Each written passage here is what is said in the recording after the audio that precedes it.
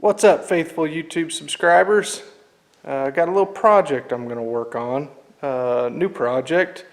Going to go drag racing. Hopefully with my son, if he takes interest, he acts like he wants to. Well, let me just show it to you. 1997 Ford fucking Ranger. Long bed. Already yanked the engine out. Had a 2.3 and an automatic. Did the easy access mod here. I'm probably going to plate this and make a bolt-in affair. Ordered a radiator. It's going to get an LS something. I don't know yet. We'll go over goals shortly. Kind of sad to take this thing out, seeing how it's got a tubular header on it and everything. Ugh, gross. Alright, let's talk about goals. Like I said, this is father-son deal, so I don't want to get too crazy. Gonna go through this in kind of stages as he learns the truck, learns how to, drag race, stage, burnout, and all that. I've got a completely stock 5.3, completely stock turbo 400. Actually, let me show you the turbo 400. Here's this practically new turbo 400 here. Came out of my 1-ton, about a 90 Chevy 1-ton. Probably has a real tight converter in it, so that might cause us some problems, but that's what I'm going to use. Oh, and I'm probably going to use that for fuel. So anyway, I think mid-13s are attainable with stock engine, stock turbo 400. If everything's dialed. I've been down this path before with a small block Chevy like Vortec engine, 350, and an S10 that might have weighed a little bit less, and I got it down into the high 12s with the stock converter and basically stock engine. So hoping we can do that. Maybe we can coax it into 1299. That's where kind of stage 2 came in. I do have a 6-liter. If we can't get there with the 5.3, I can do 6-liter. The Terminator X, I'm not exactly sure when I'm going to bring that in. I'd like to just buy it from the get-go, but I'm also trying to make this a budget deal. And then I figure as we get, I may not need the 8.8 yet. This truck's got a 7.5 in it, which I guess brakes pretty easily. So what do you think, YouTube? Can we get to 1299 with a 5.3, a stock 5.3, like tune dialed in?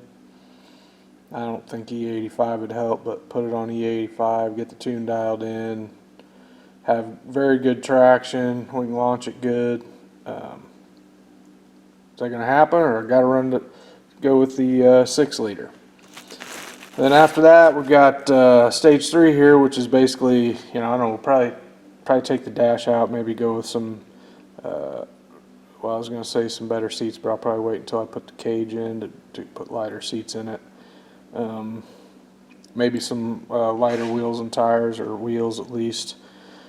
I think that'll pick up quite a bit down low, especially, with that tight converter is going to be troublesome, trying to make, any kind of 60-foot time.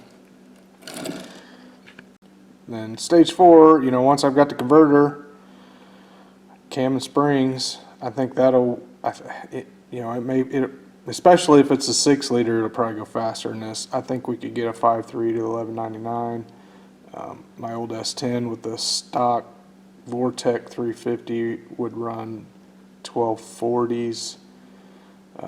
With the cam, it ran 1202, I think was the fastest. So I would sure think with with an LS, we'd probably be dipping into the 11s, but this thing might be a couple 100 pounds heavier. I'm not quite sure. Stage 5 is still kind of up in the air. I was thinking heads. I mean, if we're getting faster than 1199, it's probably time to put a cage in it, so I figured cage. I don't know. I wrote down intake. I'm not sure what I'd change. I mean, right now I'm planning on just running a Gen 3, truck intake. Might go to the in NBS or Trailblazer SS style intake, but honestly I probably won't because it's going to be boosted eventually. And then I got here stage 6 trans brake, still naturally aspirated. At this point we might be 6 liter, we might be 5.3, don't really know. Gonna kind of use this truck as a test bed to see. I want to try some 5.3 heads on a 6 liter, and want to try with E85 versus pump gas and see what kind of works and what doesn't. So, oh, look at that! Time for a little top off.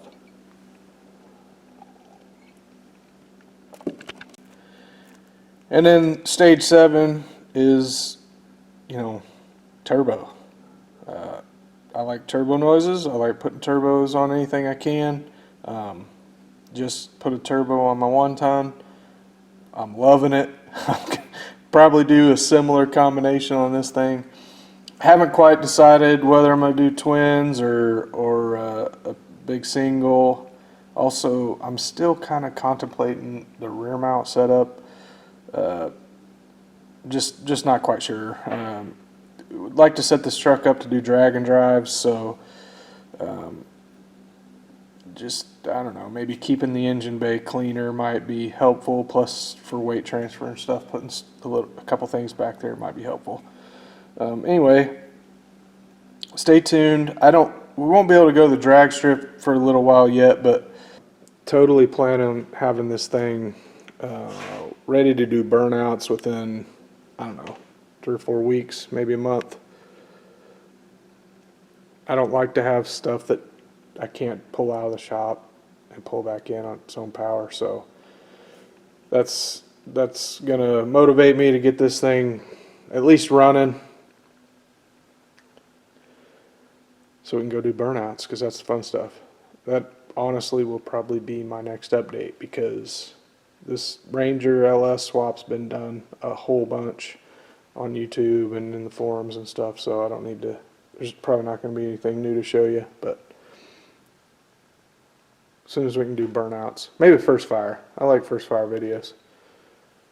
Catch you later.